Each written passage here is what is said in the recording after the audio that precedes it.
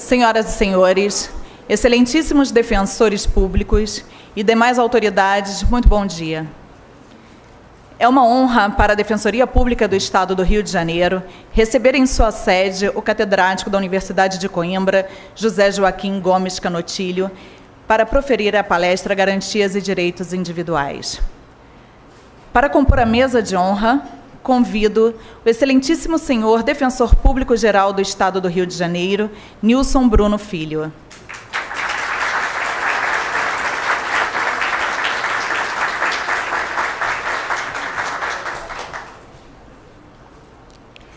O ilustríssimo professor, doutor da Universidade de Coimbra, autor de diversas obras e ganhador do Prêmio Pessoa do ano 2003, José Joaquim Gomes Canotilho.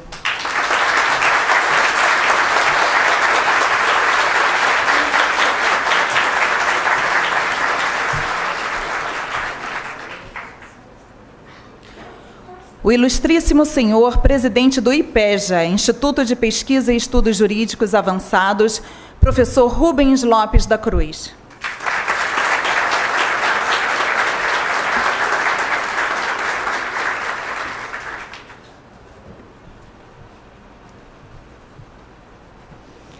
O ilustríssimo senhor professor da Fundação Getúlio Vargas, Márcio Guimarães.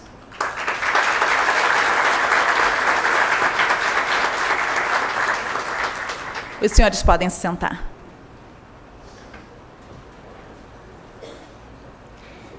Neste momento, ouviremos o ilustríssimo senhor, professor da Fundação Getúlio Vargas, Márcio Guimarães.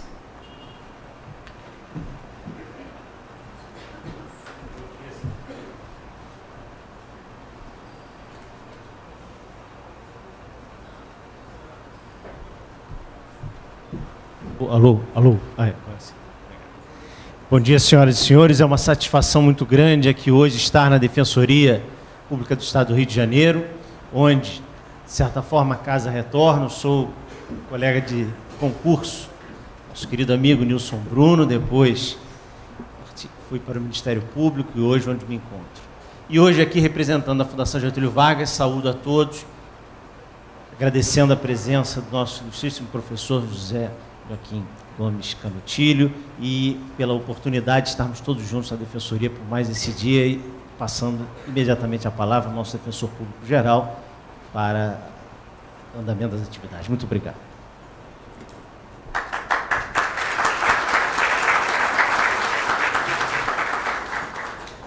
Passamos a palavra ao ilustríssimo senhor, presidente do Instituto de Pesquisa e Estudos Jurídicos Avançados, professor Rubens Lopes da Cruz.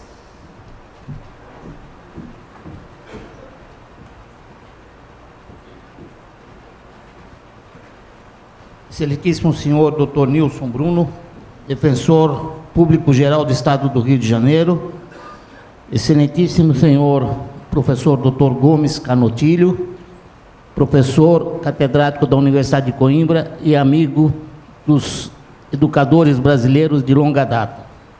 Eu gostaria também de pedir licença para fazer o meu agradecimento de público a duas amigas que são defensoras públicas dessa cidade e que têm feito todo o esforço em organizar os eventos que nós realizamos em Coimbra. A doutora Ana Paula Teixeira Marantes, coordenadora de convênios e patrimônios, e a doutora Maria Luísa Luma, subdefensora pública, a quem eu de público agradeço as duas, todos os apoios que nós temos recebido.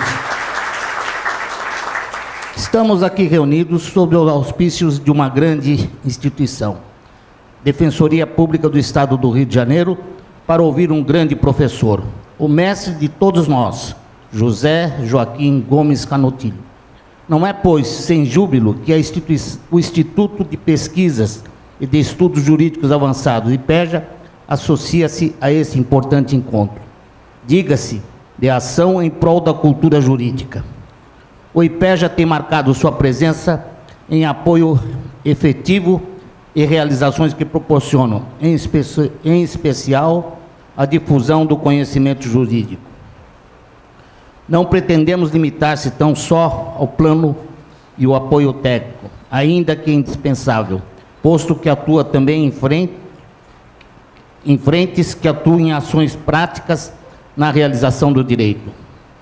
Assim, o IPEJA está no Seminário Italiano-Brasileiro, que se realizam há anos em Brasília, com participação de tantos parceiros importantes como o STJ, por exemplo. Está no Seminário de Verão da Faculdade de Direito da Universidade de Coimbra. Hoje, o IPEJA está aqui no auditório da Fundação da Escola Superior de Defensoria Pública do Estado do Rio de Janeiro, apoiando esse evento. É confortável estarmos nas mãos de tantas pessoas da Defensoria Pública, com a sua capacidade, combatividade e eficiência, realiza excelente trabalho de acesso à justiça em todo o território do Rio de Janeiro. E é um modelo para todo o país. Cumprimento, pois, o Dr. Nilson, a todos os defensores públicos do Rio, bem como sua equipe de apoio. É muito bom também que estamos aqui, permitam-nos a repetir, unidos e reunidos, para ouvir a lição de um dos mais notáveis constitucionalistas, que felizmente produz em língua portuguesa, o nosso querido professor Canotilho. Ninguém melhor para abordar o tema garantias e direitos constitucionais. Senhoras e senhores, renovo meus cumprimentos a todos que participam dessa atividade de alta cultura jurídica e, naturalmente, estimar, desejar o maior proveito a todos nós que temos o privilégio de estarmos aqui agora. Muito obrigado.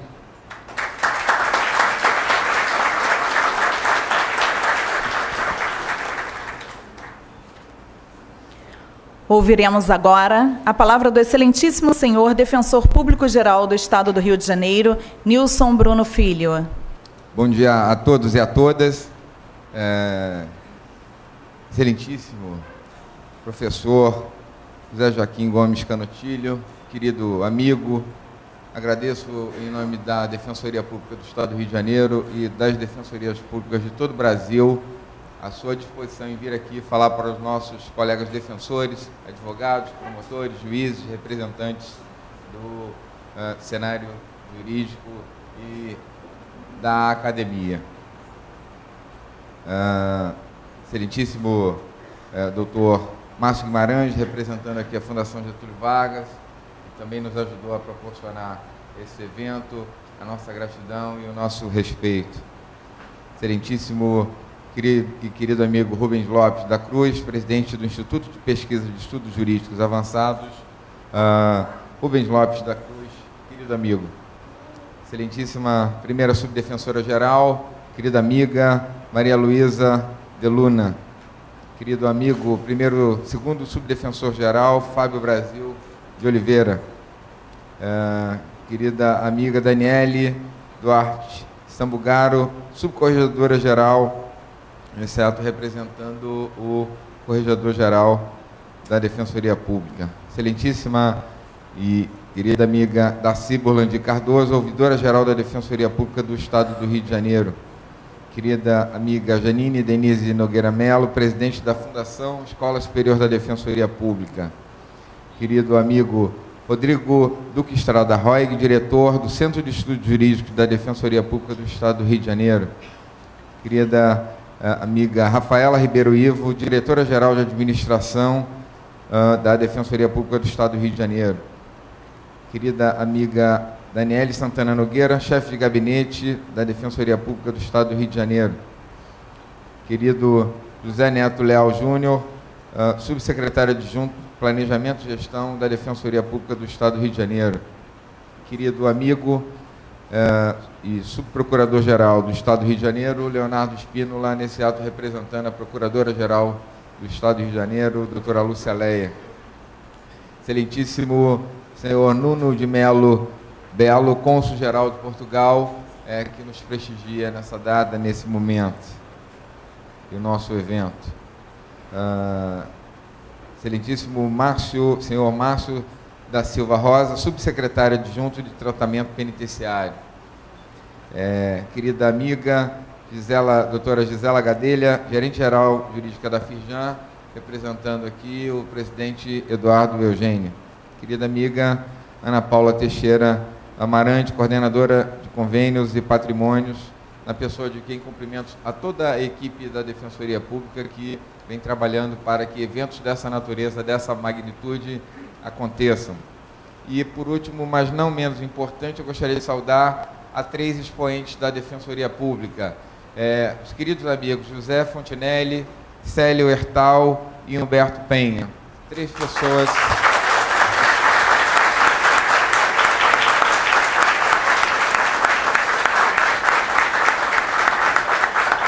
Quero deixar bem claro, aqui não há nenhum demérito a outros colegas defensores aposentados, mas a gente não pode deixar passar em branco esses 3 que foram, assim como outros colegas, um dos grandes, ou alguns dos grandes pensadores da Defensoria Pública. Hoje, se a Defensoria Pública do Estado do Rio de Janeiro é modelo para o mundo, como assinalou a ONU em 1989, nós devemos a vocês. Vocês não são inativos, vocês são aposentados, mas eu continuo explorando a sabedoria e o conhecimento de vossas excelências, e estar aqui é a grande demonstração de que a Defensoria Pública do Estado do Rio de Janeiro deve e permanecerá cada vez mais unida para que possamos avançar e servir de exemplo não só para o Estado do Rio de Janeiro, para o Brasil, mas para o mundo. Eu agradeço a todos a presença e vamos ouvir agora o nosso grande protagonista. Nós não viemos aqui para ouvir Nilson e os demais integrantes da mesa, com todo respeito. Nós viemos aqui para ouvir esse craque que fala e sabe tudo de direito constitucional. Professor Canotilho, é uma honra tê-lo aqui conosco. Muito obrigado.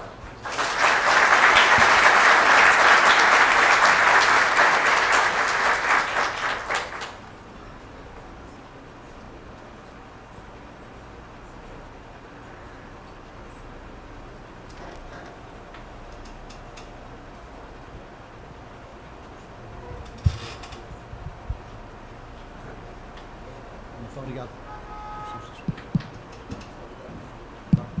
Ora, muito bom dia.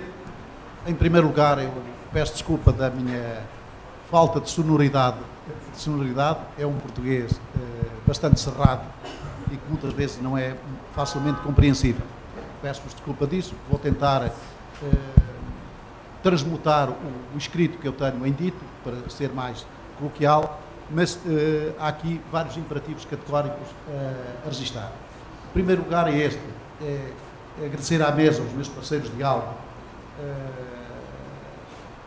sobretudo ao Sr. Presidente que está aqui, em nome de valores e de bens que eu prezo e que depois vamos ter a oportunidade de analisar, e dizer-lhe que, ao trazer estas pessoas, ao trazer os fundadores,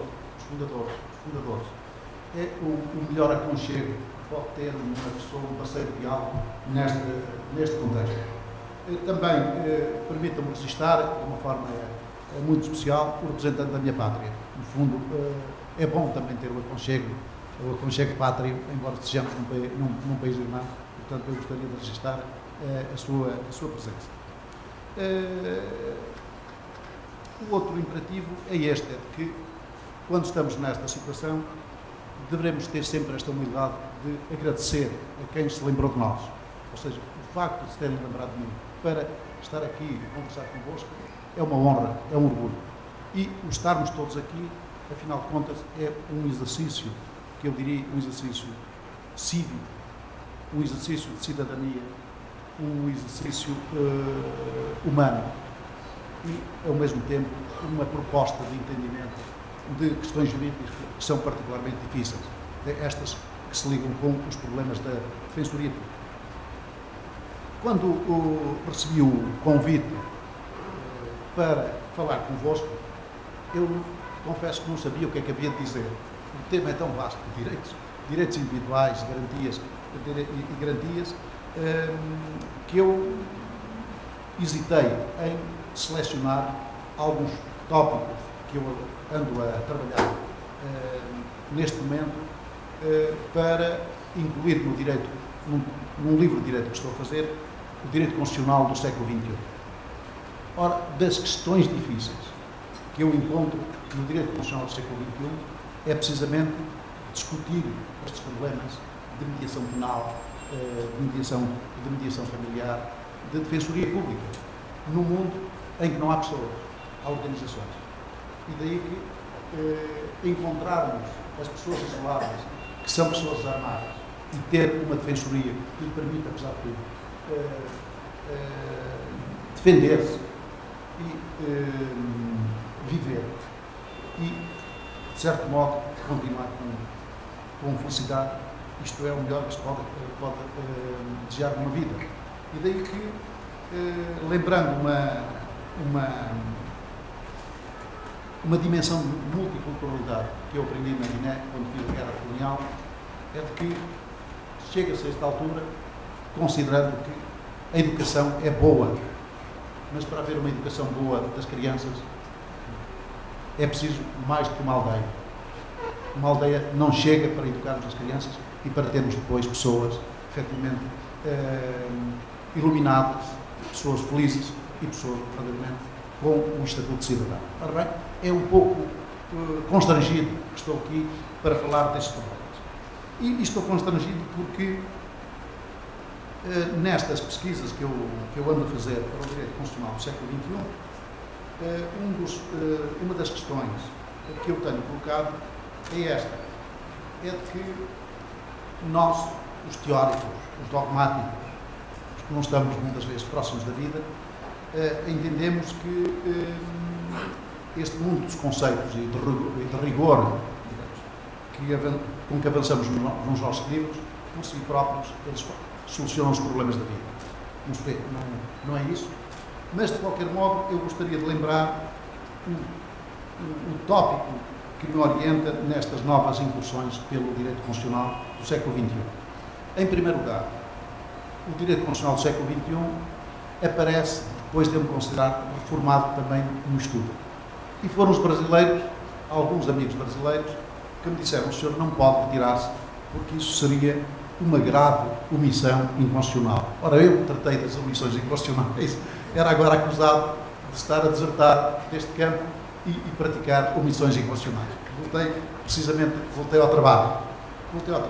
Então, no que diz respeito aos direitos fundamentais, o tópico mais utilizado hoje é de que não há nenhum jurista que mereça este título que não conheça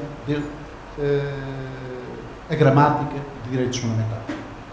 Muitas vezes a gramática de direitos fundamentais articulada com a gramática dos direitos humanos. Isto é importante que se diga. Afinal de contas, hoje o jurista, seja de direito penal, seja de direito civil, seja de direito comercial, seja de direito administrativo, se não souber a gramática dos direitos fundamentais, não é jurista. Daí a indispensabilidade deste estudo de direitos fundamentais, que, como iremos ver, tropeça, tem que desambiguar muitos conceitos para explicarmos a este público que está aqui. Para vos dar uma ideia do que é hoje a complexidade desta problemática, desta gramática, que eu estou a dizer que quem não a conhece não sabe, não conhece, nem pode defender direitos fundamentais. Se eu vos disser que hoje o que se discute são problemas, desde logo, de fundamentalidade. Afinal, o que é um direito fundamental? De normatividade. Afinal, como é que os direitos se aplicam na prática? Como é que tem dimensão normativa? Os direitos fundamentais que têm um núcleo essencial absolutamente irrestringível. O que é, afinal, a essencialidade, a essência das essências do direito. Depois, a diversidade, ou seja, porque é que um direito, em geral, gera duas dimensões de dever.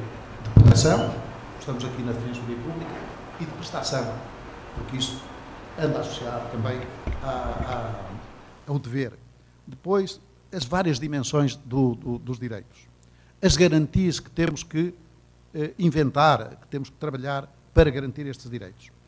O âmbito de proteção, o que é que se protege? O que é que, afinal de contas, se protege? Que bens se protegem?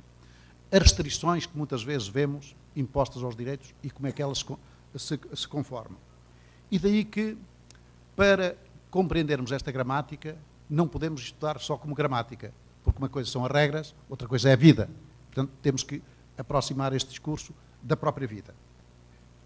Como é que eu comecei a articular o discurso e a tentar sintetizar os tópicos fundamentais. Em primeiro lugar, quando estamos nessas comunidades de direito e, ao mesmo tempo, perante as pessoas que se preocupam com os direitos fundamentais, qual o tópico essencial que está aqui? Qual os bens que estamos aqui a defender? Quais os direitos que, afinal, estamos a convocar? E eu costumo agora, e a arrumação que eu comecei a fazer, é esta. Em primeiro lugar, o começo é este. É o começo pelos princípios fundantes. Quais são os princípios fundantes? A dignidade da pessoa humana, a autodeterminação individual e coletiva. E se não começarmos por aqui, por esta ideia de dignidade, verdadeiramente não captamos muitos dos problemas que vocês têm. E não é por acaso que, em algumas sistematizações de textos, eu estou a lembrar-me da Carta de Direitos Fundamentais da União Europeia, agrupa os direitos fundamentais através de uma nomenclatura em que sobressaem os bens que nós queremos proteger. Quais são os bens? Dignidade, em primeiro lugar. Liberdade, igualdade, fraternidade e justiça. Creio que todos estes bens estão relacionados com direitos que nós estudamos, que temos positivados nas cartas constitucionais, e daí que, quando estamos perante um público destes, vejam a importância dos bens que estão aqui em causa. Dignidade, liberdade, igualdade, fraternidade e justiça. Eu penso que têm estes valores na vossa vida, no vosso cotidiano. Mas, considerando isto, há outras ideias que eu gostaria de salientar. É que, ao discutirmos questões de direitos, de garantias, de direitos individuais, há alguns princípios que eu gostaria logo de registrar. Em primeiro lugar, do que se trata é de direitos universalizáveis, ou seja, direitos de todos. Todos somos titulares de direitos. Esse é o primeiro e irrecusável princípio e incontornável princípio. Mas não apenas isto. Há o outro princípio, além do princípio da universalidade, o princípio da igualdade de direitos de todos. Ou seja, uma coisa é sermos todos titulares de direitos, outra coisa é termos os mesmos direitos, os direitos iguais. E daí que não podemos deixar caminhar para esta problemática sem estas duas dimensões, a universalidade e a igualdade dos próprios direitos. E isto é incontornável para mim, é incontornável para a nossa gramática, é incontornável para a vida, e só assim se compreende também a vossa missão. Depois, uma outra problemática, que eu não vou, porque é demasiado dogmática, digamos assim, é como é que se determina o que é que se protege, afinal de contas. Como é que se protegem estes bens? Muitas vezes nós não sabemos o que é que está aqui em causa. Que bem é que protegemos quando falamos da dignidade? O bem físico, a integridade psíquica, a proteção contra agressões externas, desde o berço até à cova. O que é que se protege? Ora bem, este é um dos grandes problemas, afinal, delimitarmos o âmbito normativo destes problemas. Depois, muitas vezes, o que nós temos é um linguajar moderno de que o que está no começo não são os direitos, mas os deveres. Eu tenho reagido sistematicamente contra esta proposta. Ou seja, muitos que falam, em vez de direitos, falam de deveres.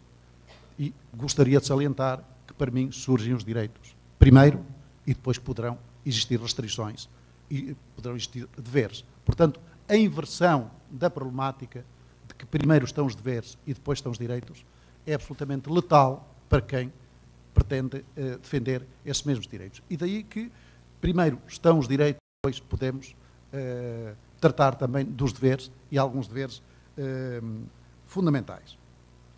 Mas, como tinha que escolher um caminho, o caminho que eu escolhi, porque me está a tocar muito profundamente e não sei como resolver, e era bom discuti-lo convosco, o tópico fundamental é este, é o da fundamentalidade e da disponibilidade de direitos fundamentais. Ou seja, iremos ver que o que eu pretendo é regressar a esta temática. O que é uma pessoa com direitos e o que é um cidadão com direitos. Ora bem, esta é a temática, mas gostaria de vos chamar a atenção para um dos problemas que eu tenho ao discutir estas questões no mundo atual. Primeiro, direitos individuais pode ser uma utopia. E porquê? Porque, desde logo, o indivíduo isolado, hoje no mundo, é o indivíduo desarmado. É um indivíduo desarmado. Verdadeiramente, podemos ter as pessoas em carne e osso, mas se for uma pessoa isolada, é uma pessoa desarmada e, portanto, é uma pessoa que verdadeiramente precisa de proteção. Portanto, e porquê é que eu digo isto? Porque verdadeiramente o mundo hoje é de organizações. É de organizações. Nós estamos dissolvidos, digamos assim, ou estamos incorporados em organizações. E muitas vezes essas organizações têm uma dimensão autoritária e totalizante. E como é que nós costumamos designar estas organizações? Num linguajar mais sofisticado, mais sistémico, disse que o que hoje existe no mundo são matrizes comunicativas anónimas. Efetivamente, matrizes comunicativas anónimas.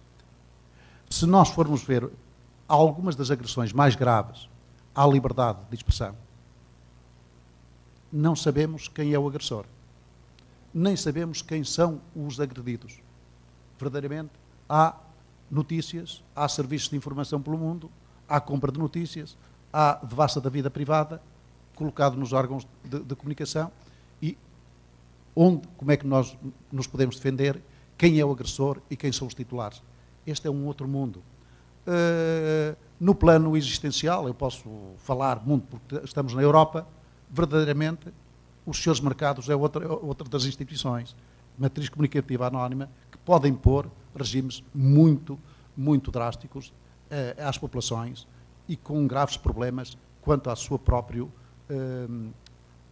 existência, ao mínimo de existência condigna. E daí que não é muito fácil recortarmos apenas direitos individuais, sem considerarmos estes enquadramentos organizatórios, que são, afinal de contas, enquadramentos totalizantes em alguns casos. Depois, uma ideia que eu progressivamente estou a alicerçar é de que não podemos proteger direitos apenas no nosso próprio território. Temos que aderir a posturas mais universalizantes, mais globalizantes, que é a ideia da interjusfundamentalidade. Ou seja, quem estuda direitos fundamentais hoje, estuda também direitos humanos. Aliás, aqui no Brasil, com ilustres coautores de direitos humanos, quer na Corte Interamericana, quer na própria doutrina, e eu gostaria de lembrar precisamente uma mulher, que é Flávia Piovesan, que tem ensinado o mundo precisamente nesta perspectiva de direitos humanos. E sendo assim, muitas vezes, quando estamos a falar de defensorias, falamos de várias defensorias em numerosos países e em numerosos contextos. Mas é bom associar também o nosso esforço ao esforço que fazem outras pessoas e ver como é que vamos construir um mundo capaz de resistir a estas matrizes comunicativas anónimas, a estes esquemas organizatórios impessoais e que consideram a pessoa, e eu queria realçar o tema, o linguajar é este: a pessoa é uma simples ficção jurídica. Bem, contra esta despersonalização, contra esta ideia tanática, porque é mesmo uma ideia de morte da pessoa em carne e osso, nós devemos reagir, dizendo que existimos e diríamos que é isto que justifica este colóquio, o facto de estarmos aqui. E a primeira questão que eu vos queria colocar é uma questão que me anda a preocupar muito. E qual é? Ando preocupado com o quê? Com a erosão crescente do direito fundamental, da justfundamentalidade, do direito humano, muitas vezes o direito humano ligado à raiz da dignidade da pessoa humana, em nome de outros valores que agora se começam a perfilar. Estou a falar dos valores da disponibilidade de posições subjetivas das pessoas. E isso leva-me a começar por vos apresentar um linguajar que conhecem, mas que eu acho que é preciso desambiguar para ver do que é que tratamos, se tratamos de cidadania, se tratamos de pessoas. E desde logo isto. Tenho aqui escrito que um dos adjetivos mais resilientes à resignação, à declinação por parte dos titulares, são estes: direitos invioláveis, direitos inalienáveis, direitos indisponíveis, direitos absolutos. Uma parte da doutrina considera que isto é uma velharia que já não tem razão de ser. Porquê? Porque os direitos não são invioláveis, todos. Os direitos não são inalienáveis e os direitos não são absolutos. Primeiro, suspensão reflexiva, porque isto é um teórico que está a falar. Eu diria que o que é que se pretende com inviolabilidade? Tocam nisto todos os dias. Inviolabilidade é a resistência à agressão por parte dos poderes classicamente intrusivos. Desde logo isto. Do legislador, do governo, da administração, destes poderes. No fundo, é esta a ideia de inviolabilidade e que é a ideia básica do movimento iluminista da Declaração dos Direitos do Homem. Depois, há um outro substantivo que também se usa, mas que precisa de desambiguação. A indisponibilidade e inalienabilidade. O que é que significa isto? No fundo, pretendemos acentuar a imunidade às regras de mercado ou a contratação particular. Ora, eu penso que devemos registrar estas duas coisas. Afinal, o que é que significa inviolabilidade? Afinal, o que é que significa indisponibilidade? Uma é a noção clara dos direitos contra entidades intrusivas, sobretudo públicas. Outra, afinal, é a resistência destes direitos às regras do mercado e a contratações particulares. Ora, dizendo isto, o que é que nós entendemos por defender pessoas e garantir a sua imunidade? Porque este é o termo que se utiliza hoje. A imunidade do cidadão, da pessoa. E a imunidade diz o seguinte, que é uma proteção, um âmbito quanto à impossibilidade de disposição de um direito por entidades públicas, por outros sujeitos privados e pelo próprio sujeito. Ou seja, estou a falar aqui o que é que o sujeito pode fazer para dispor dos seus direitos. Ora bem, em termos clássicos, eu não vou ler isto não é novo. John Locke, Rousseau analisaram esta problemática de eu privar-me dos meus direitos para os ceder a outros, para os vender. Mas e a moderna filosofia utiliza aqui um outro termo, para além da indisponibilidade, indecidibilidade. Mas o sentido é o mesmo. É o que é disponível e o que não é disponível. E, chegado aqui, eu gostaria de ter uma leitura mais forte, mais agressiva, para colocar o tema. E eu permito-me ler. Quais as razões ou argumentos a favor da indisponibilidade dos direitos fundamentais? A pergunta tem razão de ser, escrevo aqui, desde logo porque uma coisa é a vida e outra coisa são as regras. Um pouco como eu vos dizia desde o início, uma coisa é a vida e outra coisa são as regras. E menciono alguns exemplos para nos despertarem e não cairmos na modorra da análise jurídica. Os reality shows colocam perante todos a venda da privacidade. No âmbito das relações de trabalho, os aparelhos de vigilância deixam pouco espaço para a autonomia privada. No campo do desporto profissional, parece não haver liberdade de expressão por parte dos atletas. No direito de família, campeia a venda de direitos reprodutivos. A miséria vive paredes meias, com venda de filhos, de órgãos e de virgindades. mas há alguma doutrina que gosta disto. E os termos são estes: exclusion by agreement, ou seja, exclusão através do contrato, não falar de inalienabilidade, mas falar de regras de propriedade relativamente ao nosso próprio corpo. E verdadeiramente dizer porquê falar de indisponibilidade em vez de falarmos num termo bastante comercial e cotado nas bolsas das commodities. Ou seja, Sr. Presidente, este é um dos problemas que nós temos hoje. Ou seja, temos hoje, quando estamos a falar de proteção, de defensoria pública, do que é que estamos a falar? Afinal, o que é que estamos a proteger? Os bens de que vos falei, os direitos individuais, desde o direito à vida, a integridade física e psíquica, desenvolvimento da personalidade, etc., etc. Do que é que estamos a falar? Ora bem, estamos a falar de coisas sérias. E estamos a ver que há aqui, que se vai impondo subtilmente uma ou outra cultura. Uma cultura de autonomização. Uma cultura de disponibilidade soberana da pessoa sobre posições subjetivas que nós designamos direitos fundamentais. E compreenderão que vir para aqui era colocar-vos este problema. Afinal, o que é que nós estamos a tratar? Os tópicos que eu tenho aqui conduzem-me a defender esta tese, que há dimensões universais que não podem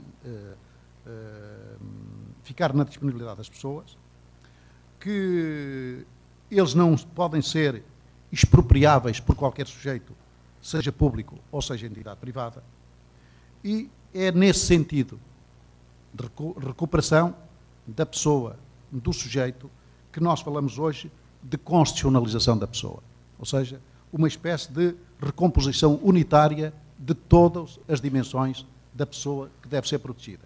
E porquê é que eu digo recomposição unitária? Contra a ideia de títulos intercambiáveis no mercado. Porque nós próprios, na nossa existência cotidiana, estamos a fragmentar a pessoa.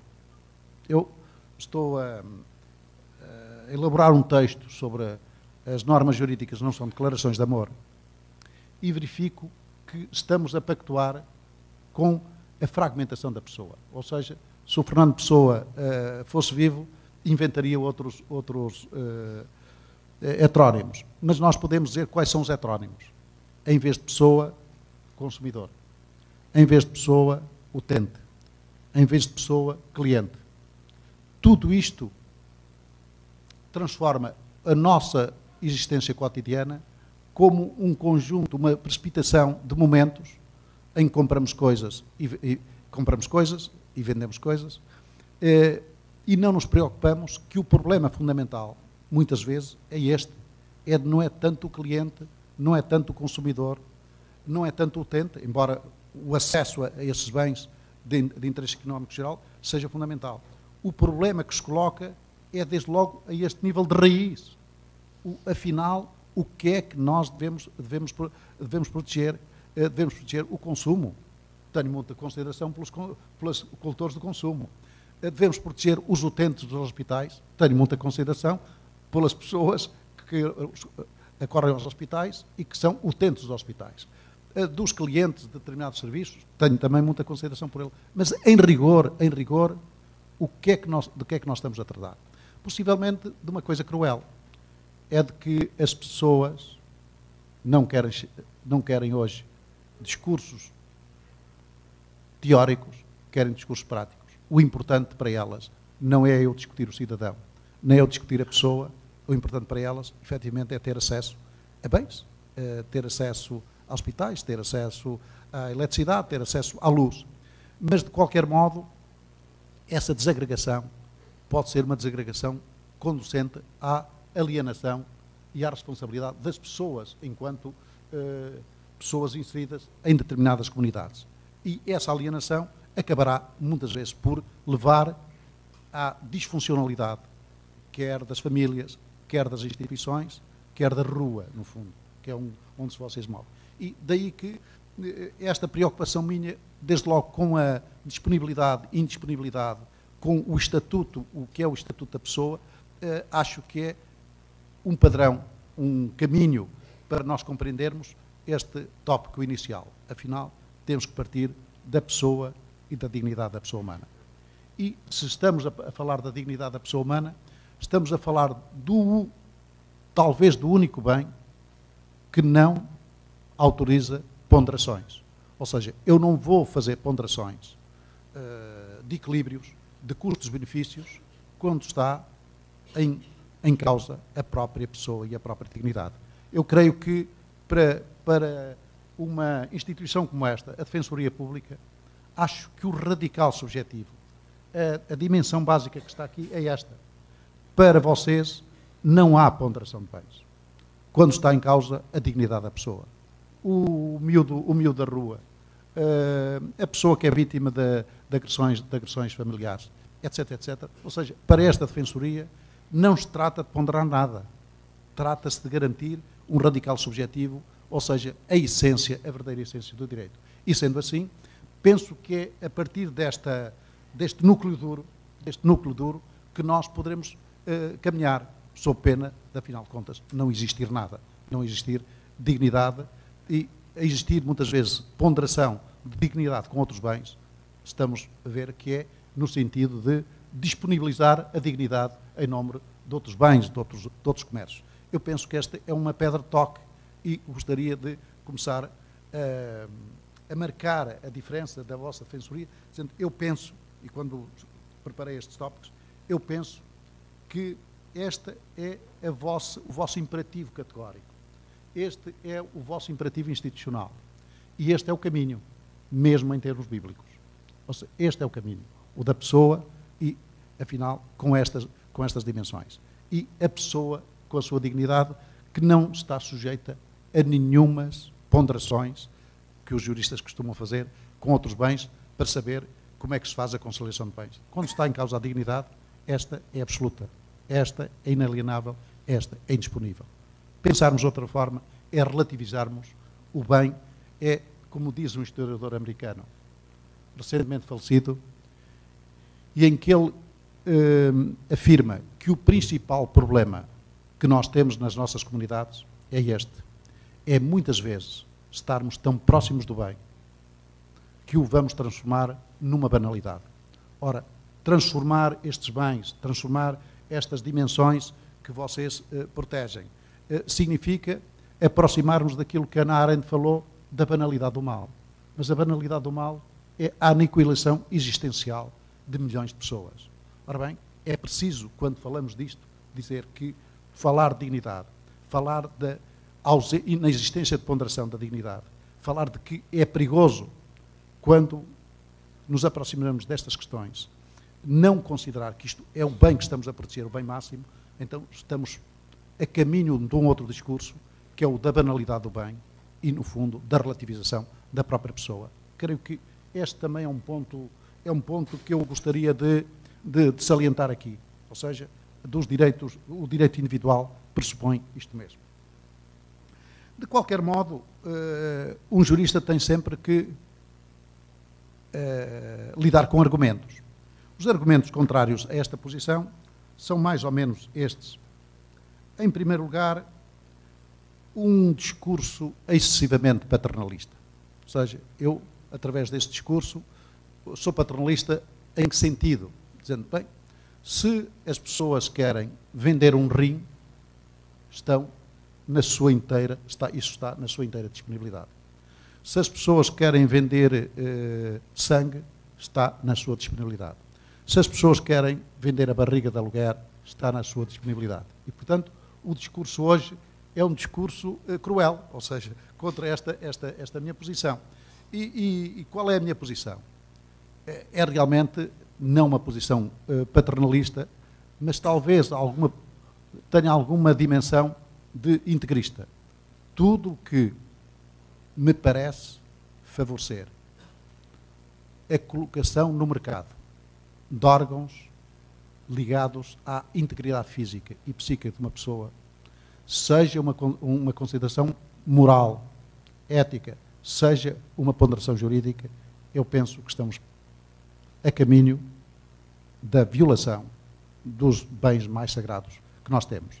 E por isso, não obstante a sociedade caminhar, em alguns casos, para isso, eu entendo que é dever, nestes colóquios, nestes diálogos, colocar as coisas, se quiserem assim, em termos paternalistas. Mas não é disto que se trata.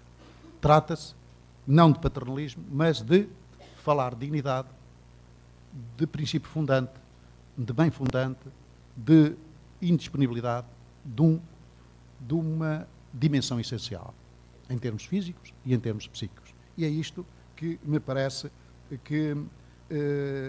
fundamental ao salientar estas dimensões.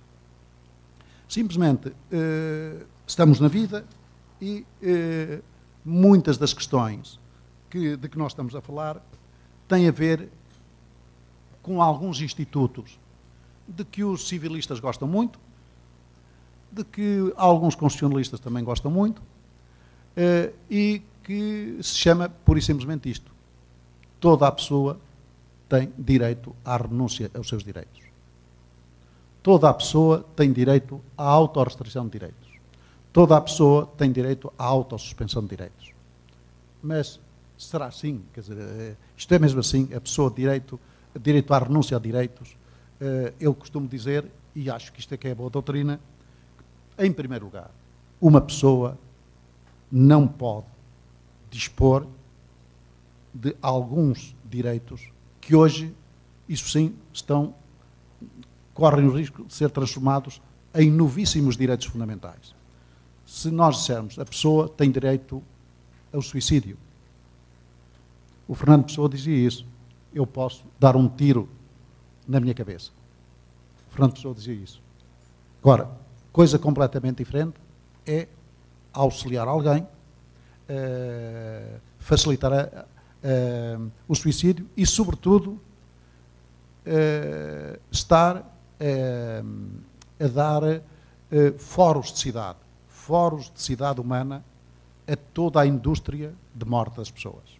Seja suicídio assistido, seja outra coisa, o que nós estamos é num caminho de evolução, numa evolução em termos civilizacionais. Eu gostaria também desta suspensão reflexiva.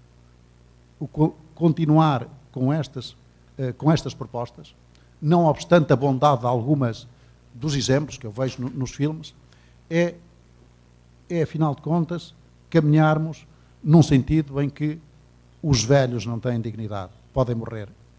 As operações podem ser dispensáveis, porque já não têm grande vida. E assim sucessivamente. E que podem ir para as clínicas da Suíça cometer, afinal de contas, o último ato da sua própria vida, que é a morte hoje empresarializada. Ora bem, eu gostaria de dizer, e aqui com uma expressão latina que costumamos usar quando não sabemos dizer outra coisa: ab ima corde, ou seja, do fundo do coração, e penso que falar direito implica sempre isto, ab ima corde. Eu creio que este discurso é um discurso de morte, é um discurso tanático que deve desaparecer das nossas propostas, embora devamos discutir e devamos aceitar os argumentos contrários para nós respondermos e justificarmos as nossas posições. Creio que este é o outro momento também de reflexividade e que eu gostaria de vos apresentar, porque ele próprio é transporta uma dimensão importante no discurso atual em torno dos direitos.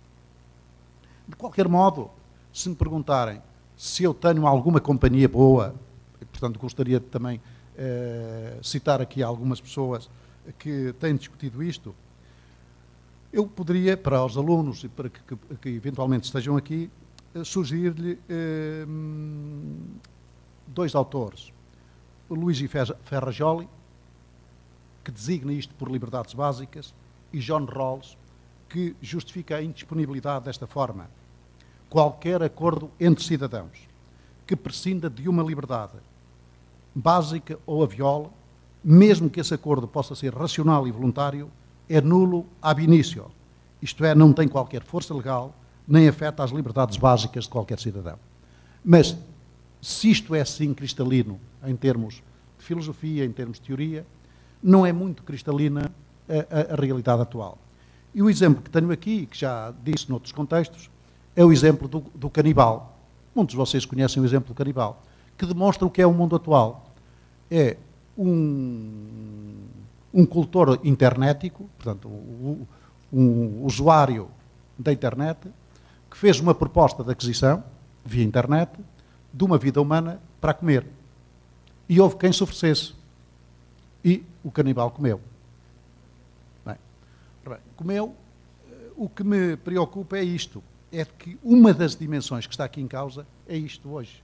É esta matriz comunicativa anónima, que também pode ser a internet. E para terem uma ideia do que é defender estes valores, o sistema, aliás, o indivíduo que está aqui em causa, estava subordinado ao ordenamento jurídico alemão.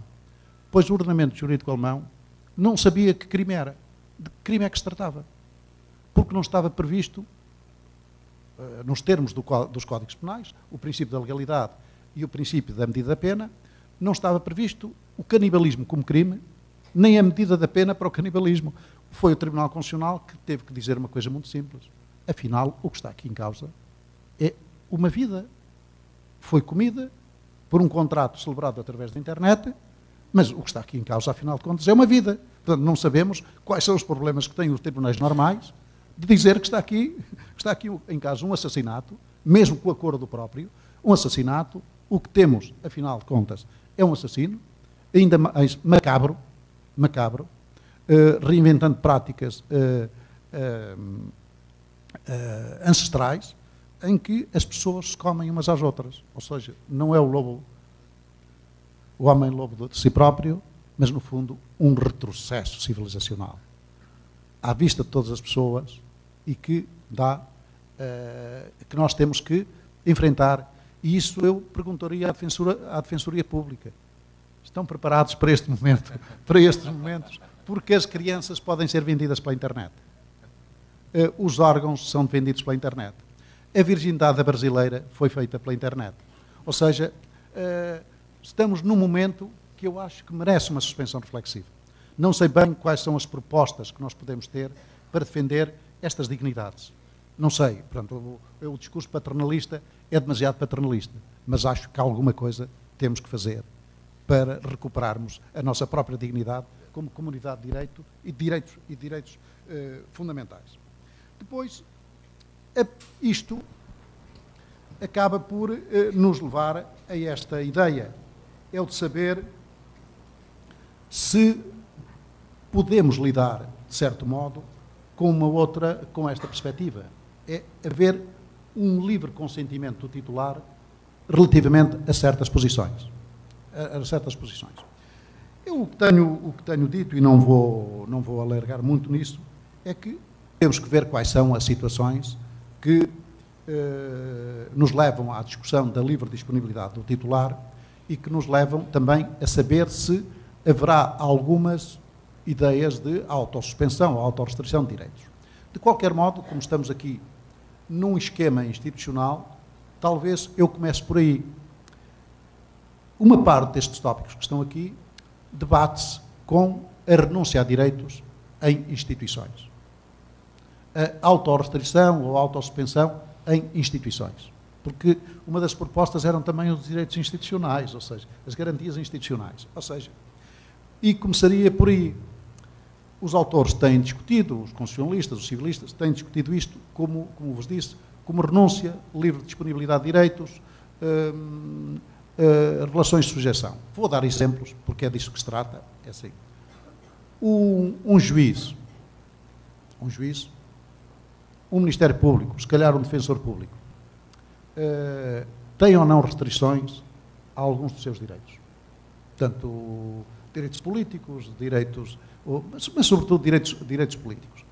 Bem, toda a gente entende que os juízes têm algumas restrições derivadas do seu estatuto. Mas muitas vezes ao lado dos juízes colocam-se outras pessoas. Colocam-se, por exemplo, os militares, que também têm restrições a determinados direitos fundamentais. Mas, além destas pessoas, colocam-se outras. Os presos, os detidos, que, evidentemente, começam logo por ter a restrição, uma das restrições fundamentais, que é a liberdade, à sua própria liberdade. Bem? E aqui é que entroncamos num novo momento reflexivo, que é como é que se tratam as pessoas, os detidos, os presos. Numa curta conversa que eu estive antes de vir para aqui, eu recordei um colóquio que fizemos em Coimbra. Eu era o presidente da mesa, suponho eu. E estávamos a discutir a situação dos jovens de 18 anos drogados. Portanto, não é a problemática que está aqui a discutir no Brasil, mas é quase. Ou seja, é quase. A problemática dos jovens drogados de 18 anos. Bem, um advogado que estava presente, portanto, isto para animar a conversa aqui, um advogado que estava presente avançou com um direito fundamental, fundamentalíssimo. E o direito fundamentalíssimo era, em termos provocatórios, este. Há um direito fundamental a fugir da prisão. Direito fundamental a fugir da prisão.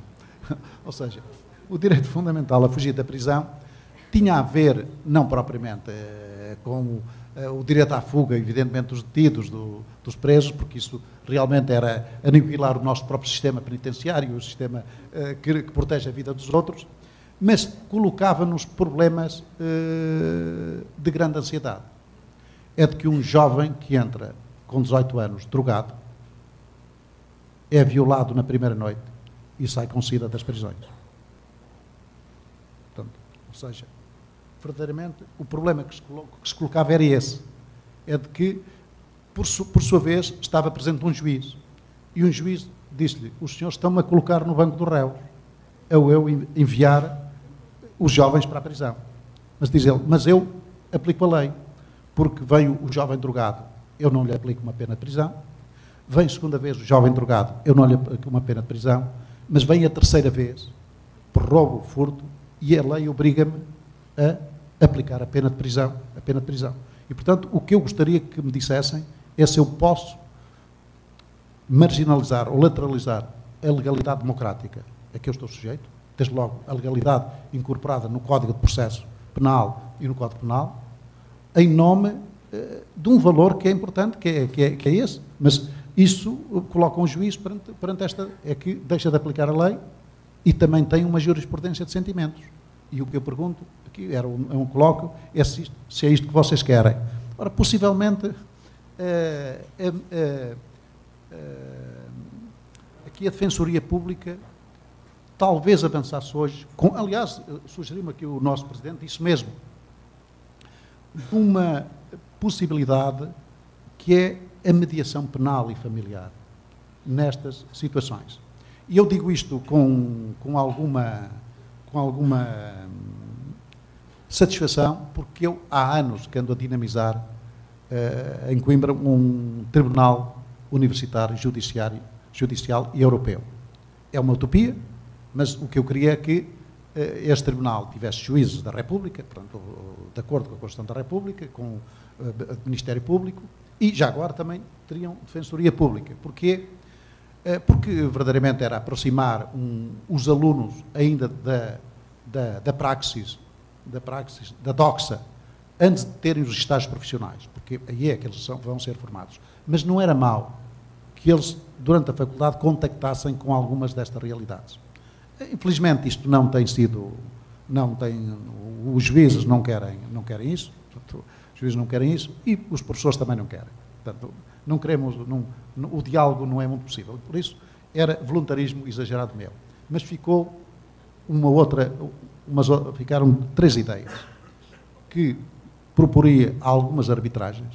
Eu acho que alguma resolução de litígios precisa de esquemas alternativos, e falei com 2 juízes, não defensores públicos, que eu queria instalar mediação penal e mediação familiar. Ora bem, e dos objetivos da mediação penal e da mediação familiar era precisamente esse. Em muitas das situações que estamos a discutir, há esta proximidade trágica da família e do crime. e eu gostaria que um tribunal, uma mediação penal universitária, pudesse convocar todos os saberes universitários, dos assistentes sociais, que temos lá uma faculdade disso e de serviço social, dos médicos, que temos excelentes psiquiatras, dos economistas para nos ajudarem. Portanto, ou seja, um outro tipo de justiça amparado em saberes e conhecimentos e que permitisse, afinal, o quê? De resolvermos problemas da comunidade de uma forma mais humana. Ou seja, mediando, negociando, se for necessário, mas, sobretudo, tendo em conta os bens e os valores fundamentais que estão em causa.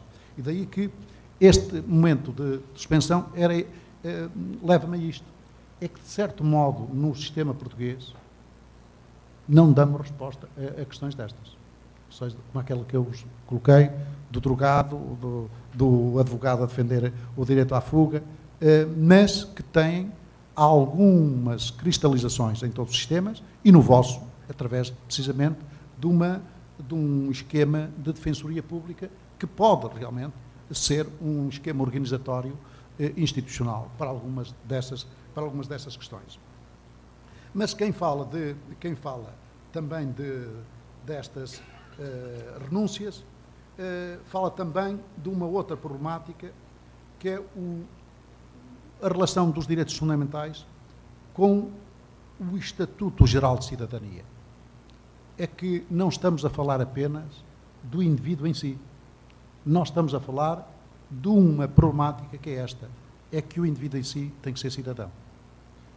E cidadão é ter cumplicidade e ter capacidade de ser cúmplice relativamente à própria vida coletiva e comunitária.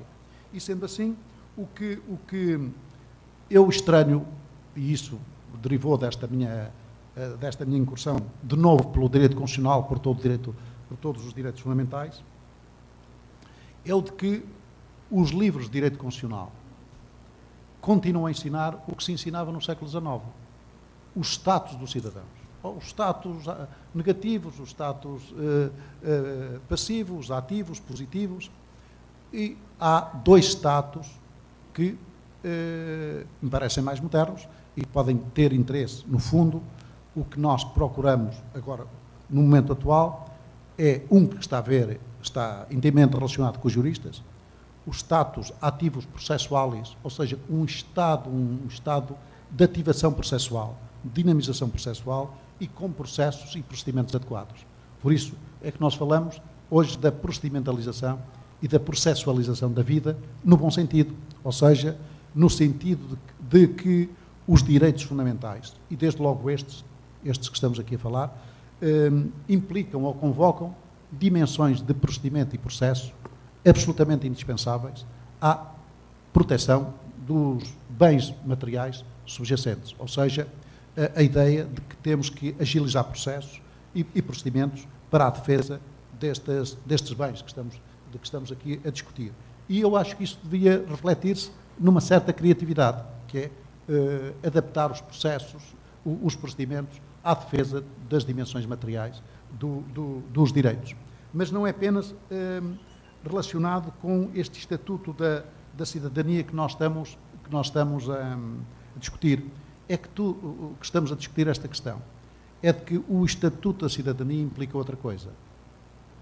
É de que estas questões devem ter fóruns públicos para não serem questões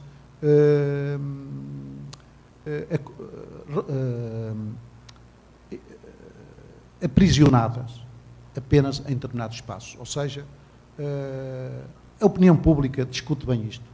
A opinião pública brasileira discute esses problemas. Se nós formos ver, a ideia com que eu fico é que tenho este homem aqui, que é o defensor, mas tenho uma imagem vivíssima dos filmes que eu vi, da Tropa de Elite e da Cidade de Deus. E da Cidade de Deus, a última imagem que eu tenho é esta. É o miúdo que perde o soco quando corre atrás do novo chefe do grupo e dar a entender que aquilo é uma fatalidade. Ou seja, é uma fatalidade estar num grupo, é uma fatalidade admirar o chefe, correr atrás dele, procurar, afinal de contas, o agasalho na própria criminalidade. Ora bem, não é isso, o próprio filme demonstra que eu posso ser fotógrafo, saindo de um grupo, posso ser fotógrafo, posso ter uma visão crítica, posso estar numa favela, e esta dimensão parece-me absolutamente indispensável para compreendermos isto, ou seja, debater isto no Fórum de Razões, na República de Razões, que é uma outra dimensão indispensável, ou seja, o que é que fazem, o que é que se poderia fazer melhor, o que é que está aqui em causa em termos de comunidade. E daí que me parece também importante uma outra ideia, que é hoje defendida por autores do direito administrativo e direito constitucional, que eles chamam a motorização cidadã das dimensões da dignidade. E a motorização cidadã passa não apenas por recurso aos tribunais, às defensorias, mas passa pelo debate público e pelas escolhas públicas em termos de políticas públicas relativamente a estes cidadãos. As políticas públicas, afinal de contas, apontam para isto. O dinheiro tem que ser utilizado, o dinheiro público tem que ser utilizado nestas instituições. Temos que constitucionalizar muitas destas dimensões e, mais do que isso, definir a bondade e maldade de políticas públicas através desta perspectiva. No fundo, proteger a dignidade da pessoa humana nos seus vários desenvolvimentos.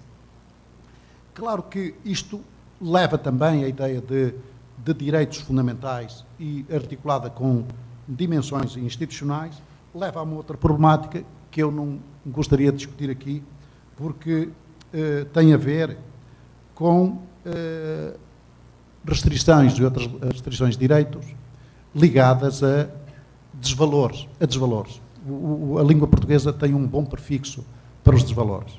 O prefixo incompatibilidades, incapacidades, inelegibilidades. Ou seja, tudo isso é um outro mundo também da renúncia, da restrição de direitos, que leva àquilo que estão a discutir. E eu gostaria de assinalar ali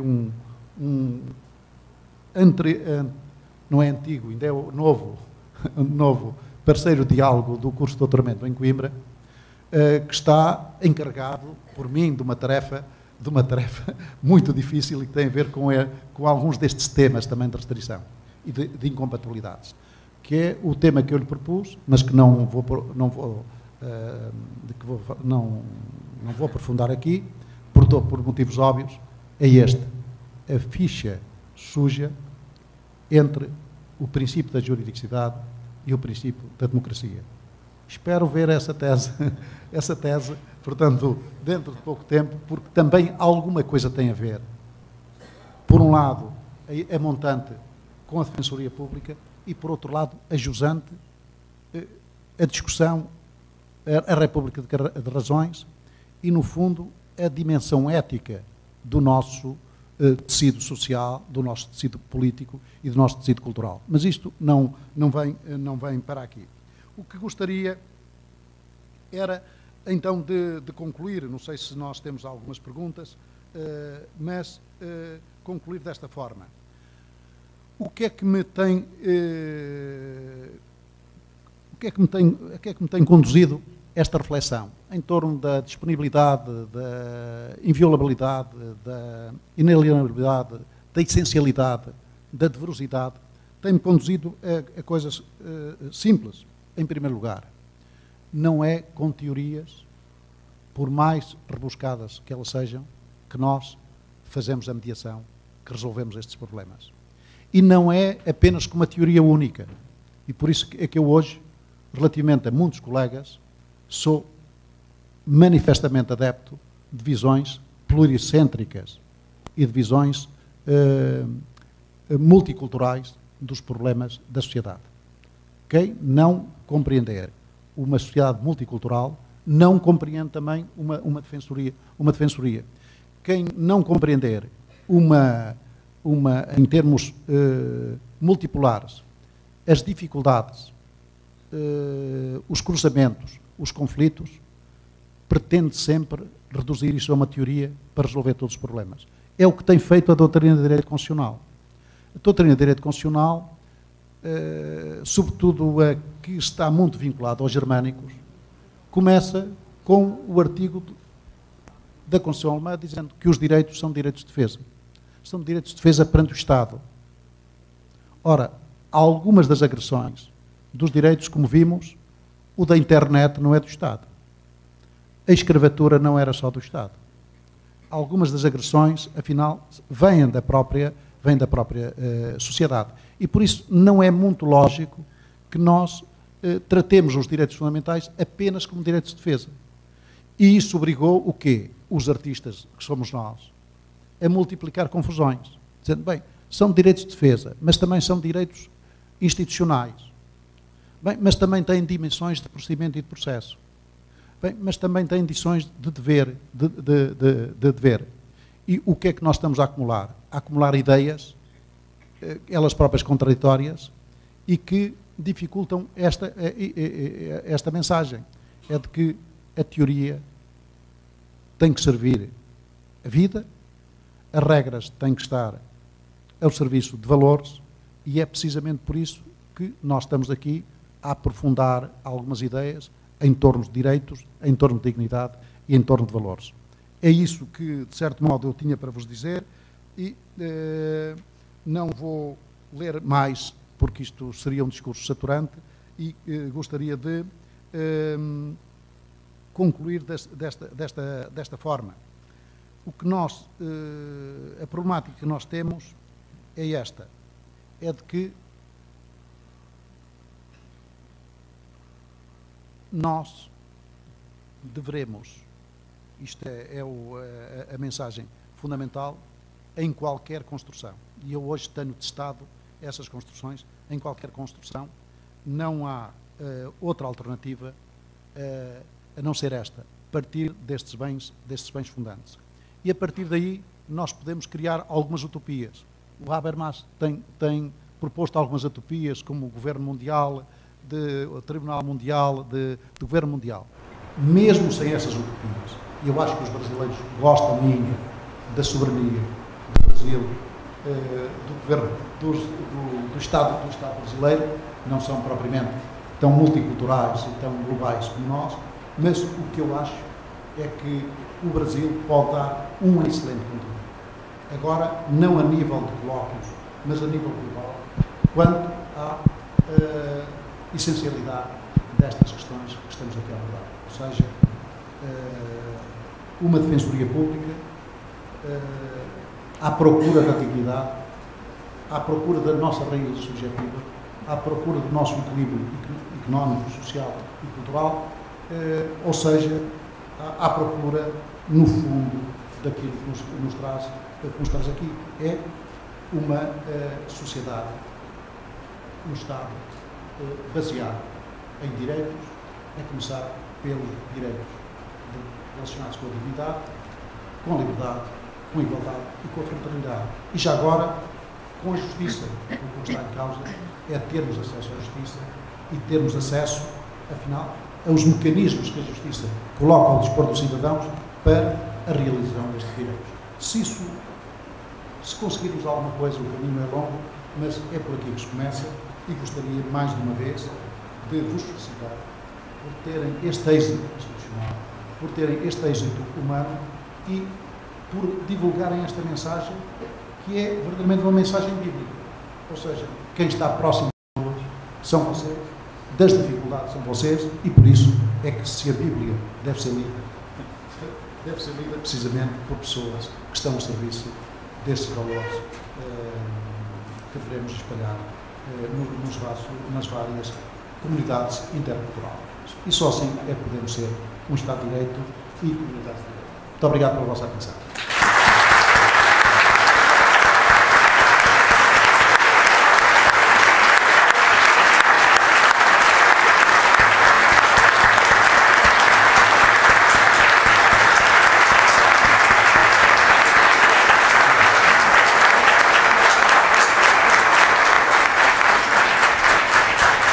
Alô?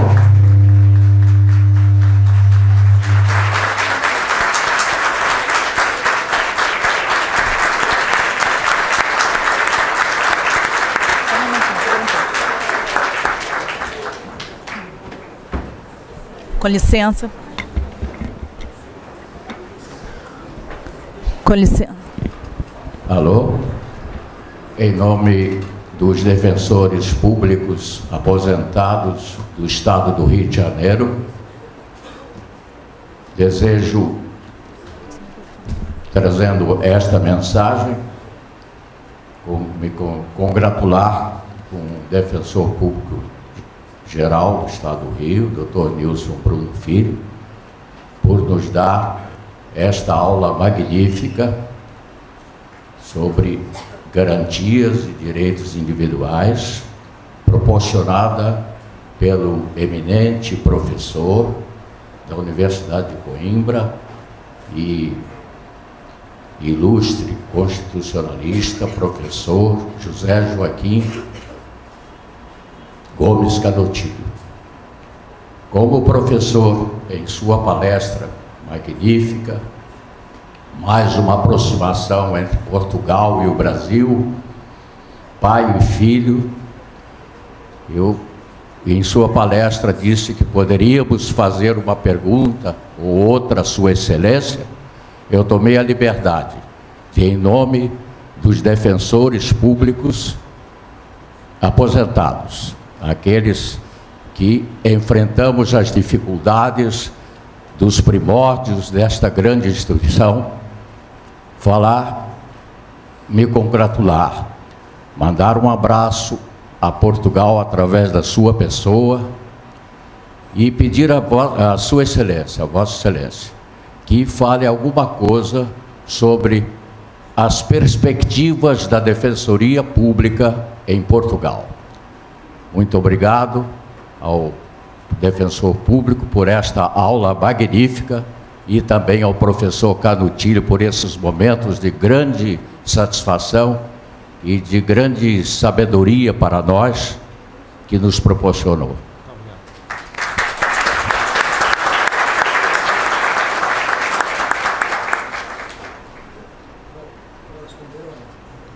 Ora bem, é só para dar uma resposta às perspectivas da Defensoria Pública em Portugal. Eu não sou propriamente versado nisso, mas acho que não é um problema atual em Portugal com este contexto e com esta perspectiva. Porquê? Porque o que se discute em Portugal são várias coisas que discutem-se, evidentemente, as prisões, o problema das prisões, o problema do estatuto, digamos, dos estabelecimentos prisionais. Discute-se o Ministério Público, porque o problema que está aqui, o problema em Portugal é este, é que quem trata destas questões, muitas vezes é o Ministério Público, porque é o que investiga, portanto, dirige a ação penal, defende a legalidade democrática e defende interesses públicos relevantes como estes, portanto, das crianças. Só que isto, o problema, a incomodidade que há hoje em Portugal é que não se sabe o que é que faz o Ministério Público. Se deve ser, efetivamente, o Ministério Público que dirige a ação penal, e que se é magistrado ou é polícia, portanto, se está próximo da judiciária ou a polícia. Alguns querem regresso aos tempos antigos, outros dizem que deve continuar a ser magistrado, mas que não deve ser o advogado do Estado, quando não deve ser, por exemplo, questões em que o Estado atua como particular. O Ministério Público intervém como advogado do Estado. Portanto, há aqui várias confusões que vêm de tempos antigos e que estão a suscitar hoje uma grande discussão em torno do próprio Estatuto do Ministério Público. Por outro lado, o que há e que nós temos é juízes de família e juízes de menores. E nisso eu conheço a problemática porque a minha mulher era assistente social e muito próxima das questões de família e das questões de crianças. E os casos que eu vi que ela contava demonstravam claramente qualquer coisa falta nesse caminho. Ou seja, os serviços que estavam próximos dos problemas, das crianças, das famílias disfuncionais, da institucionalização excessiva das crianças, que depois ninguém pode adotar, das violências domésticas, mas falta qualquer mediador neste aspecto. Uma coisa são os serviços, depois é a atuação dos juízes e do Ministério Público, que muitas vezes, há que reconhecer isso, não têm não têm um perfil para lidar com questões sociais como estas da família e de menores. É preciso dizer isso. Ou seja, é preciso dizer isso. Nem todos os juízes, nem todo o Ministério Público têm o tipo normativo que exigem isto, porque é duro, é preciso estar no terreno, não é apenas um despacho, não é apenas uma sentença, é a vida que está ali. E a vida com os seus aspectos mais complicados. E daí que, se me pergunta porque é que eu em Coimbra queria neste tribunal uma mediação penal e familiar, ela já existe. Mas penso que ainda não com este estatuto. Por outro lado, os serviços existem, mas muitas vezes as articulações com os próprios decisores, neste caso os decisores, é Ministério Público e juiz, ainda não são suficientemente claros e a Constituição também não dá nenhuma sugestão nesse sentido. Por isso é que eu acho que as mediações penais, as mediações familiares, os sistemas de segurança social continuam a funcionar, mas talvez falte, efetivamente, no sistema constitucional português, uma instituição que não, pode não estar ligado ao Poder Judiciário, pode ser realmente autónomo, mas valeria a pena tratar dessas questões, porque senão temos o advogado a defender a fuga dos jovens drogados da cadeia. E isso, portanto, se me pergunta, eu não sou a pessoa mais indicada para isso, porque não tenho cultivado isso, não estou próximo destes problemas, tenho assistido a estas discussões, mas penso que alguma coisa falta. Falta num sentido de defensoria, como é que tem aqui. Muito obrigado.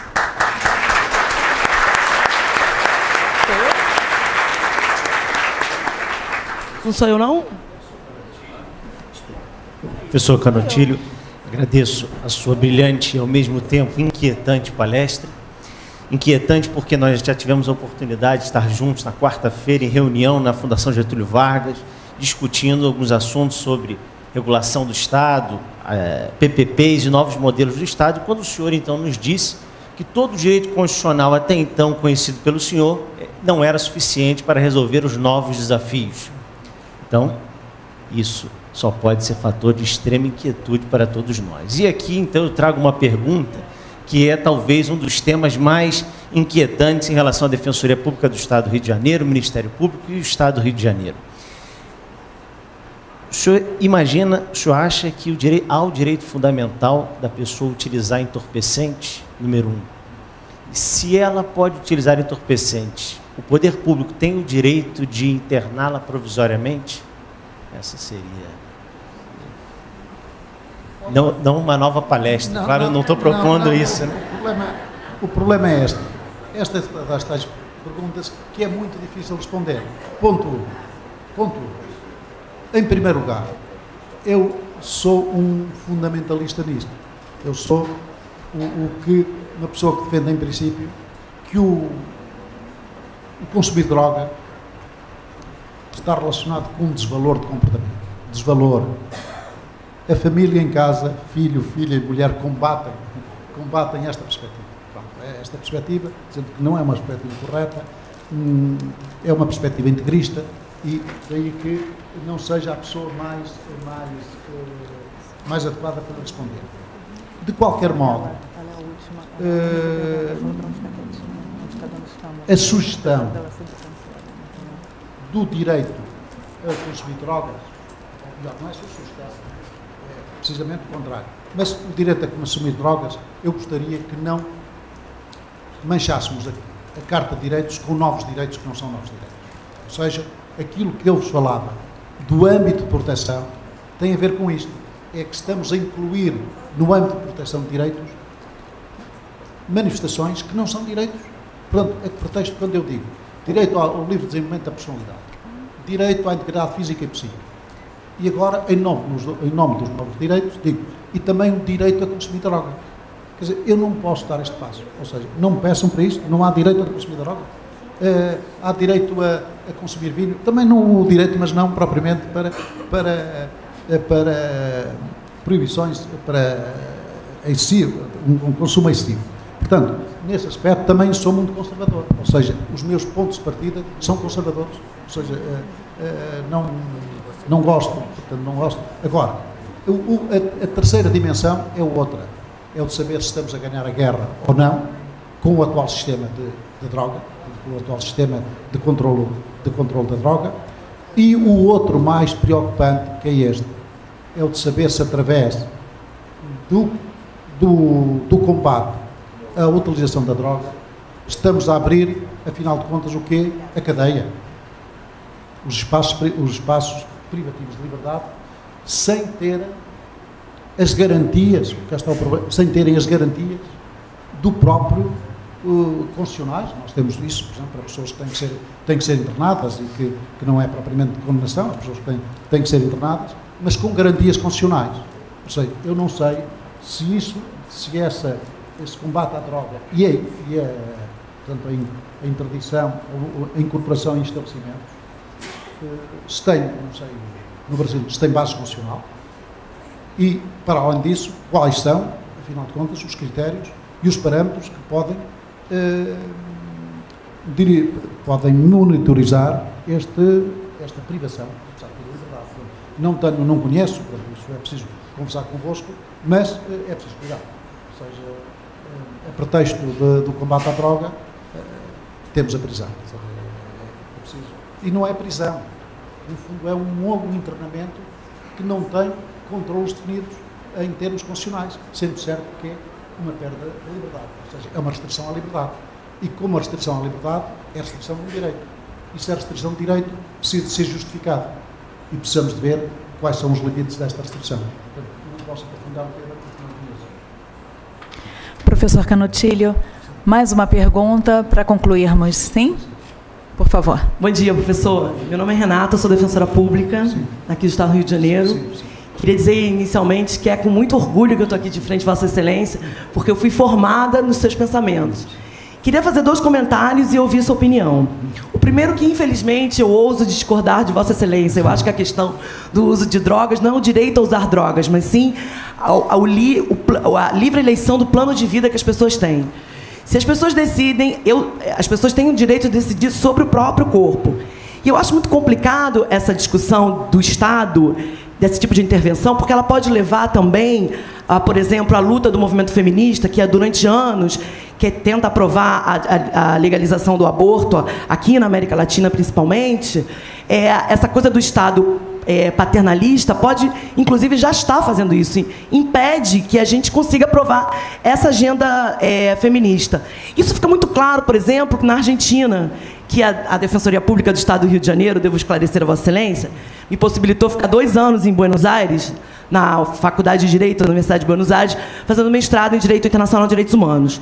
E aí eu participei de várias coisas lá, vários movimentos lá. Um deles me pareceu muito interessante, que é o seguinte: o movimento, a Argentina, ela consegue aprovar o matrimônio igualitário e não consegue aprovar a legalização do aborto. A agenda LGBT, na verdade, ela segue a agenda feminista, mas ela não consegue. A agenda feminista não consegue aprovar esse tipo de coisa. E eu acho que isso tem muito que ver com essa história do plano de vida de cada um. Mas, enfim, esse é o comentário que eu não podia deixar de usar discordar. Eu estou super feliz que eu estou discordando de Vossa Excelência hoje. Não, mas enfim. Permita-me só 2 minutos de diálogo. 2 minutos de diálogo. É que também a nossa vida é uma vida, e a própria vida de direito é uma vida de aprendizagem contínua. Ora bem, a opinião que eu tenho hoje de algumas dessas dimensões, da droga, das uniões homossexuais, tudo isso, para vos dar um exemplo caricatural. Por exemplo, as uniões homossexuais, que há uns anos, já há uns bons anos, eu recebi em minha casa uma carta em papel higiênico, que dizia o seguinte: professor Canutilho e professor Vital Moreira, era o meu colaborador da Constituição Natal.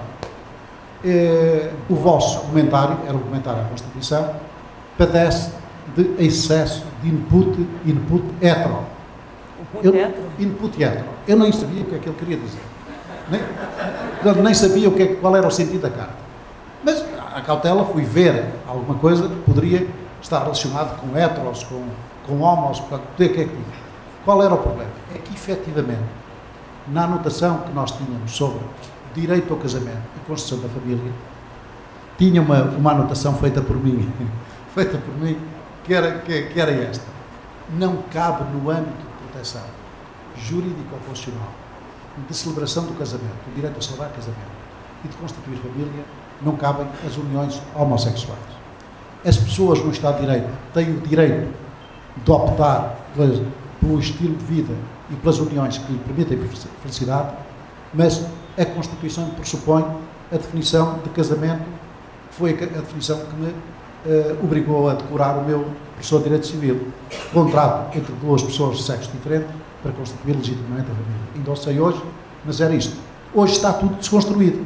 Portanto, se me perguntar a mim, e aí é que põe um problema que é importante, sobre esta questão, por exemplo, não da droga, mas da homossexualidade, eu tive um pedido de parecer de duas entidades contrárias. A favor da interpretação da Constituição relativamente a essas uniões, porque, entretanto, na Constituição Portuguesa, por influência europeia, veio de que era proibida a discriminação de pessoas em virtude da sua orientação sexual. E um a favor da interpretação da Constituição nesse sentido. Uma vez que está na Constituição este inciso, nós podemos celebrar casamentos homossexuais. Bem, eu disse, a Constituição em si imediatamente não autoriza, mas autoriza o legislador a consagrar essas uniões. A outra era combater as uniões homossexuais. E eu disse, eu não me sinto com liberdade nem para uma coisa nem para outra. Não, mas assim era verdadeiro, isto era autêntico. Isto era autêntico. Agora, e porque é que eu digo que isto é tudo aprendizagem? Vemos os filmes, vemos os dramas, analisamos essas questões e, como falou da Argentina, um dos últimos acordos que eu dei nas minhas aulas de doutoramento foi o acordo de uma juíza da Argentina, absolutamente incontornável em termos de retórica argumentativa, que eu ainda hoje recordo dizendo assim, olha, este acordo está tão bem feito, precisamente a combater esta perspectiva homofóbica, digamos assim, está tão bem feito que o meu medo é que os convença a vocês todos e a mim. Pronto. Qual é a juíza? O senhor lembra o nome da juíza? Não, era um é da Corte Nacional? Agora já não me recordo, mas recordo-me a retórica argumentativa, que era mais ou menos esta. Mais ou menos esta. Era o que é que os colegas dela fizeram 20 anos, 30 anos atrás, como é que evoluiu o mundo e como é que se põem hoje os problemas. E de uma forma muito incisiva, muito sabedora, e diz assim, aqui está um exemplo bom de retórica argumentativa, de república de razões, demonstrando que nós podemos discutir esta questão nas nossas salas de aula.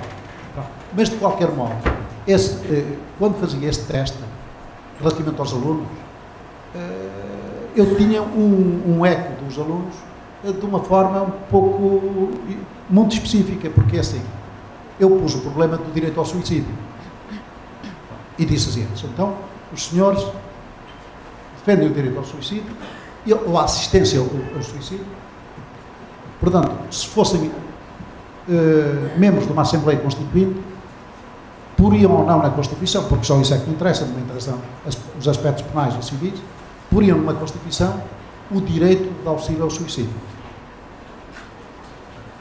Eles olharam uns para os outros e não chegaram a dar o passo, ou seja, afinal não põe na Constituição um direito de auxílio ao suicídio, porque defendemos muitas vezes isso, mas depois, quando os convoquei, colocaria ou não, afinal não colocava. Ora bem, mas tudo isto para dizer que é um grande prazer também cívico em discordar, ou seja, concordamos em discordar, como eu estou muito habituado nos meus microcosmos, digamos assim, de razões e discussões. Mas o que eu posso dizer é que o que se deve exigir a cada um de nós é uma permanente abertura para aprender.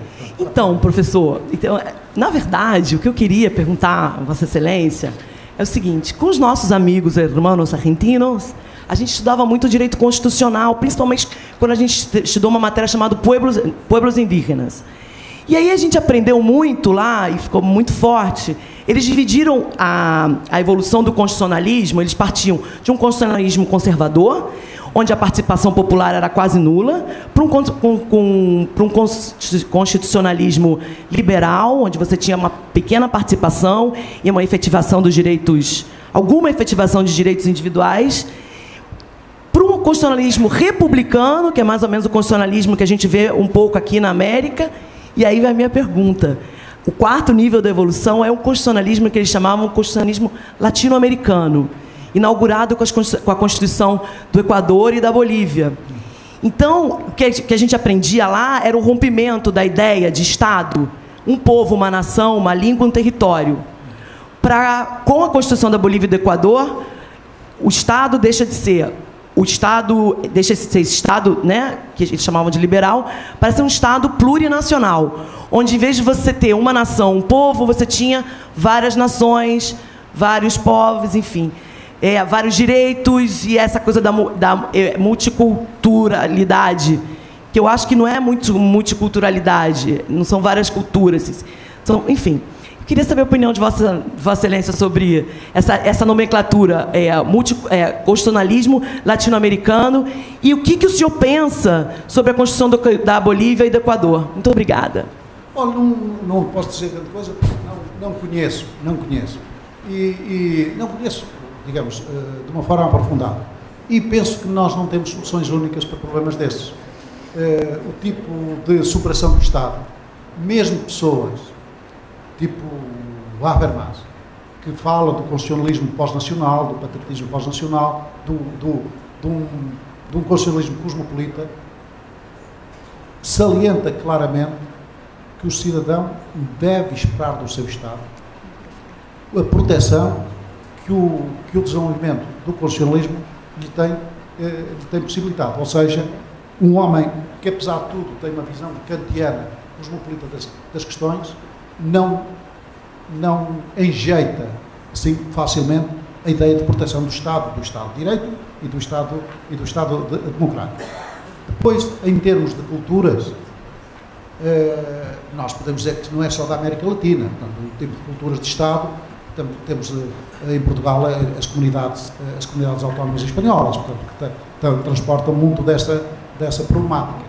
E por isso é que eu não posso estar a discutir consigo sem conhecer concretamente isso. De qualquer modo,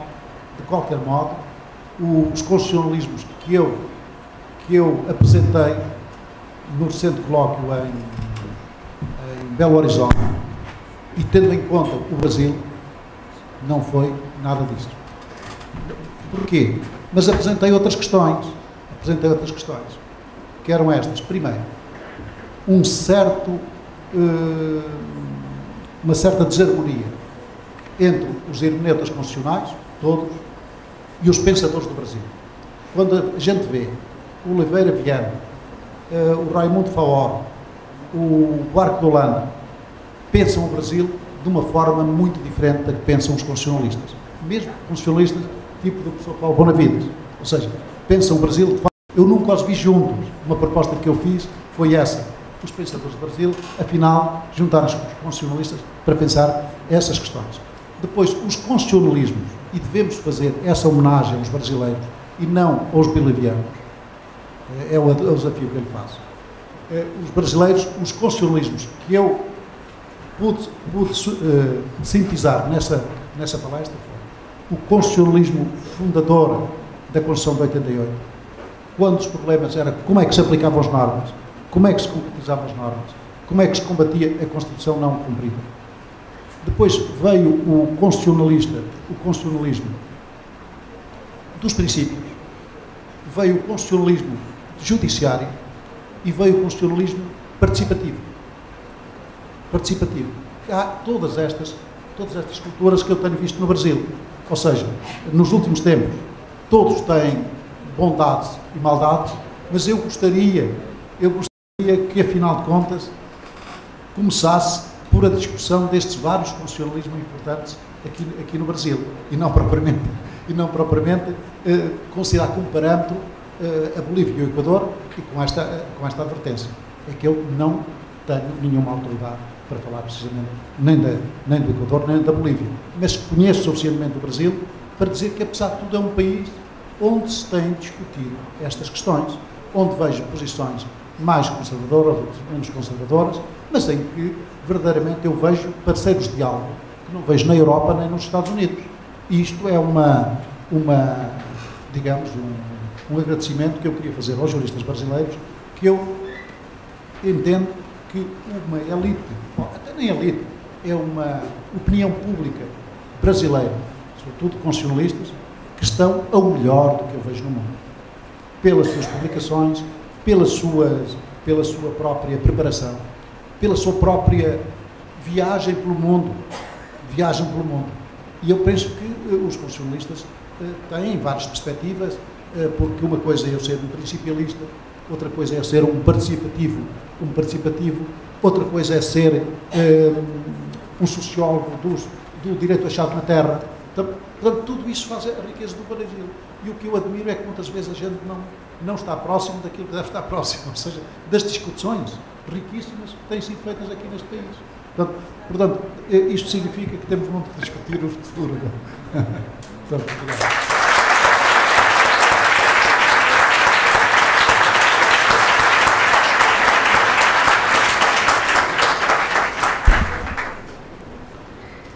Para encerrar esta palestra, gostaria de chamar a esposa do professor Canotilho, denominada pelo Dr. Nilson Bruno de defensora honorária pelo seu incrível trabalho social.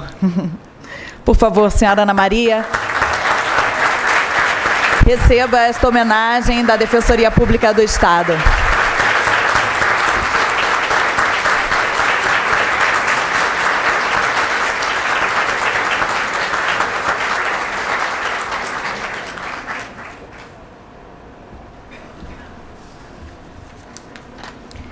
Senhoras e senhores, neste momento, a Defensoria Pública do Estado do Rio de Janeiro encerra esta palestra, agradecendo a todos pela presença. Uma boa tarde.